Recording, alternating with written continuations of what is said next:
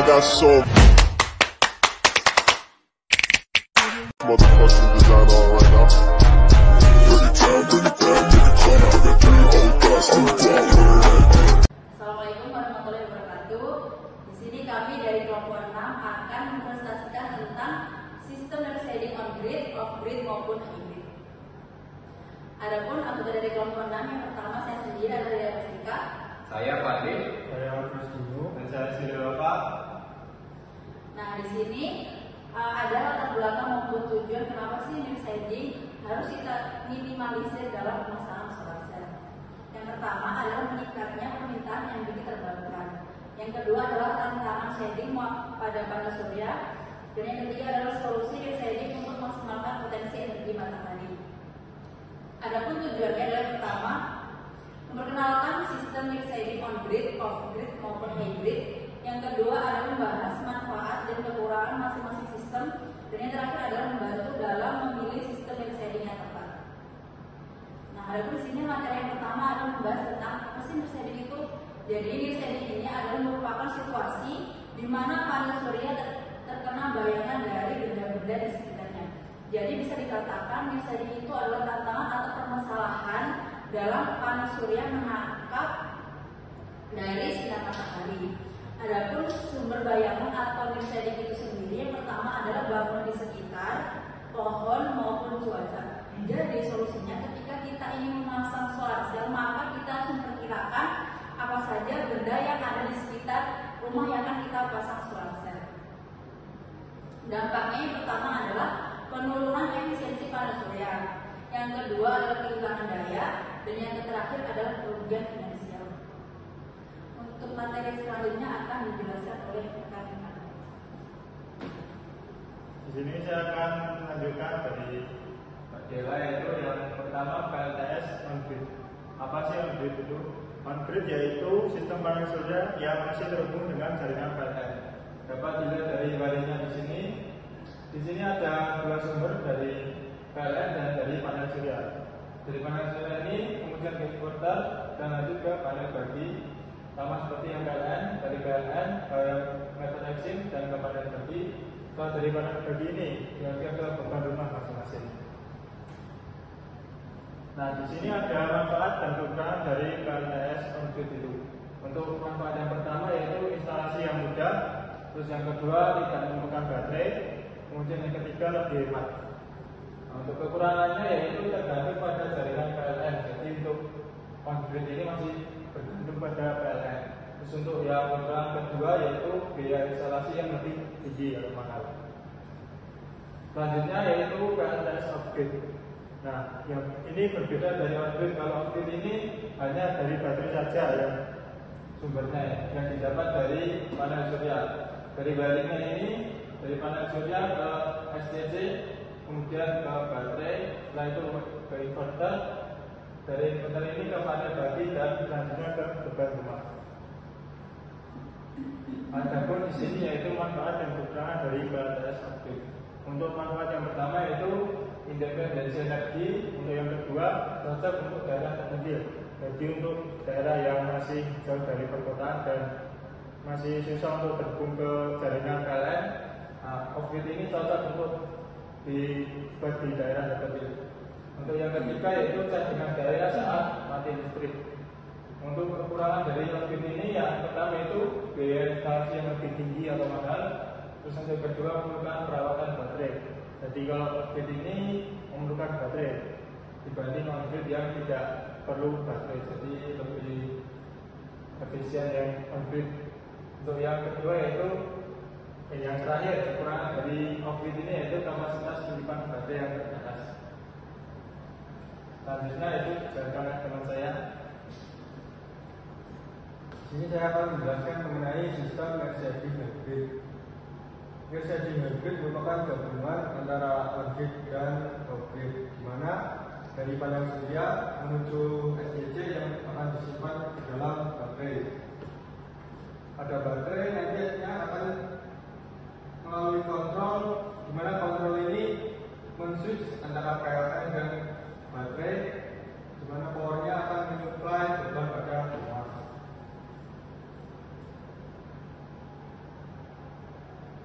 Manfaat dan kekurangannya. Manfaatnya menggabungkan keunggulan dari on-grid dan off-grid, memiliki fleksibilitas dan keandalan, cocok untuk berbagai kebutuhan energi. Memiliki kekurangan yaitu instalasinya memiliki daya yang paling tinggi, kompleksitas sistemnya yang sangat rumit. Berikut adalah perbandingan sistem resetting. Pada koneksi jaringan on-grid memiliki koneksi jaringan, namun pada off-grid tidak. Pada hybrid ya, seperti pada ditampilkan pada LCD. Untuk memilih sistem resetting yang tepat ada beberapa faktor. Yang pertama, kebutuhan energi. Yang kedua, pemilihan lokasi yang tepat. Yang ketiga, anggaran yang dimiliki. Dan yang keempat, ketersediaan jaringan PLN pada daerah tersebut. Yang terakhir merupakan kebutuhan cadangan daya yang diperlukan. Selanjutnya akan dijelaskan oleh teman saya. Baik, di sini kami membuat simulasi dalam PVSys. Kami membuat simulasi dalam on-grid. Pertama, kami menentukan site yang akan kami gunakan untuk menjadi lokasi objek pemasangan solar cell yang akan kami simulasikan. Next. Nah, berikut dalam pemilihan site-nya kami melokasi salah satu rumah, dan pada Google Map kami mencari dari latitude dan longitude untuk mengetahui letak ketinggian dan posisi dari lokasi objek yang kita akan teliti. Selanjutnya kita akan masuk ke bagian orientation.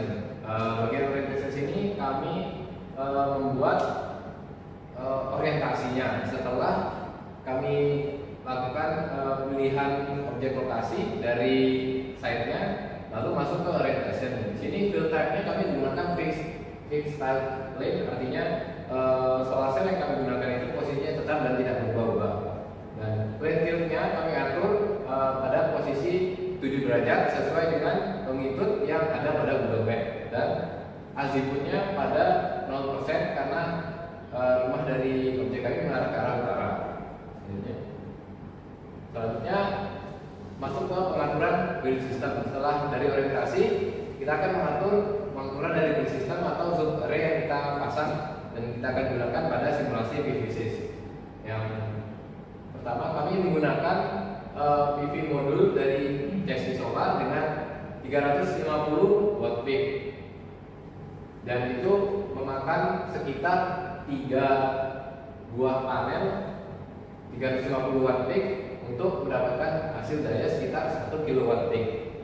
Selanjutnya kami menggunakan inverter merek SMA dengan output voltage 230 dengan daya 2,5 kilowatt.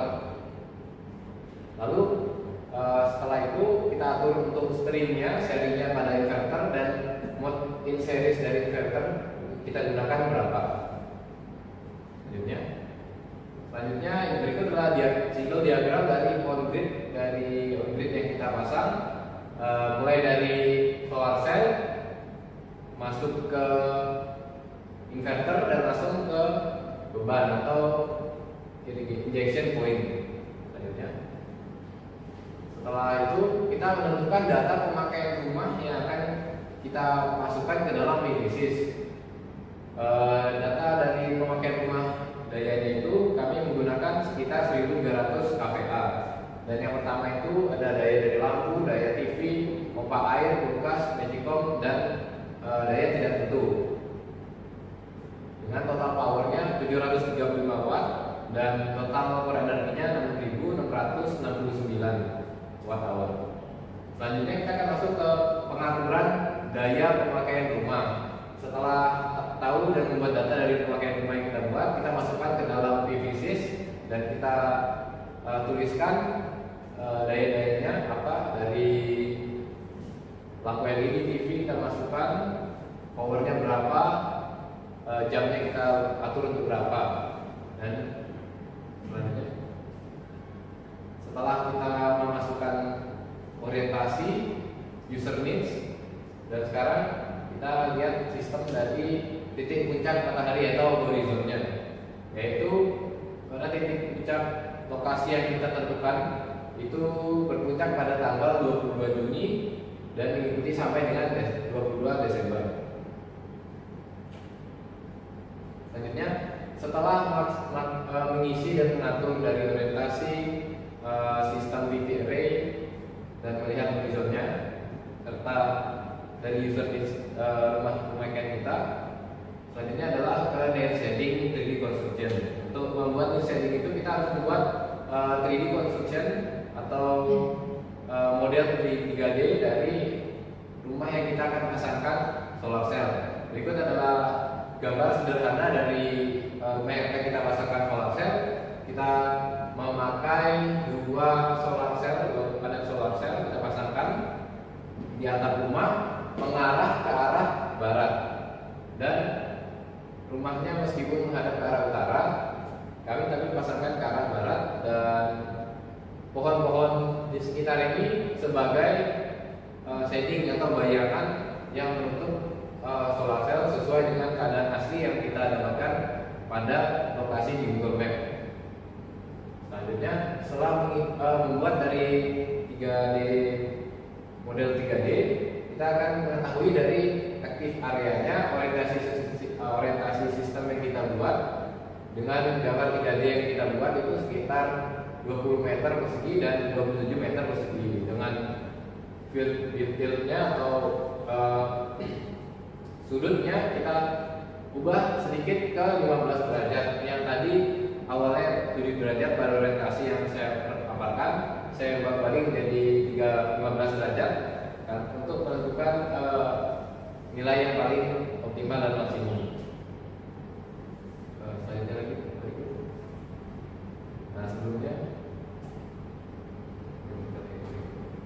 nah, untuk azimutnya ini sebelumnya yang 0 derajat ke arah ke utara, kami ubah menjadi 90 derajat, jadi untuk mengarah ke arah barat, karena menurut kami ini merupakan hal yang merupakan untuk efisiensi penangkapan cahaya matahari yang lebih bagus daripada untuk menghadap ke utara. Shading vector ini adalah tabel dari faktor-faktor shading yang kita dapat dari pembuatan near shadingnya tadi. Dapatkan kalau nilainya 0 atau mendekati 0 itu nilai near shadingnya artinya bagus. Artinya apa? Itu solar cell mampu menangkap cahaya matahari secara maksimal. Tetapi jika nilainya 1 atau di atas 0, itu artinya solar cell tidak mampu atau kurang mampu menangkap cahaya matahari secara maksimal karena adanya dari shading atau bayangan itu. Berikut ada simulasi yang kita jalankan setelah kita mengisi semua poin-poin sebelumnya. Untuk jalankan simulasinya kita run dan ketemu data seperti ini. Selanjutnya untuk economic report atau report dari daya yang kita hasilkan, efisiensi daya yang kita hasilkan, terus biaya yang kita dapat dari pemasangan, biaya instalasi, biaya pemeliharaan, biaya semuanya seluruhnya ada tertera dalam economic report, dan kita mendapatkan keuntungan atau kerugian bisa kita monitor dalam economic report itu. Dan dari pembuatan solar cell kami mendapatkan economic report yang visible. Dan untuk yang terakhir, kesimpulan daripada presentasi kami itu yang pertama, tidak ada sistem near shading yang sempurna, atau semua sistem near shading atau semua sistem PLTS itu tidak ada yang sempurna. Tidak bisa kita sempurnakan semua karena masih ada perlu perubahan dan pengembangan lebih lanjut. Yang kedua, pilihan terbaik tergantung pada kebutuhan dan situasi individual. Jadi kalau mau memilih atau memasang solar cell on-grid, off-grid, hybrid, itu sesuaikan dengan pilihan kita masing-masing. Pilih yang terbaik tergantung pada kebutuhan kita dan situasi individual yang ada. Misalkan jika berkaitan dengan air shading, buat di lapangan yang lapang, karena kita harus juga memperhatikan dampak dari air shading bayangannya tadi seperti apa, bisa mengurangi efisiensi dari solar cell dan mengurangi dayanya juga.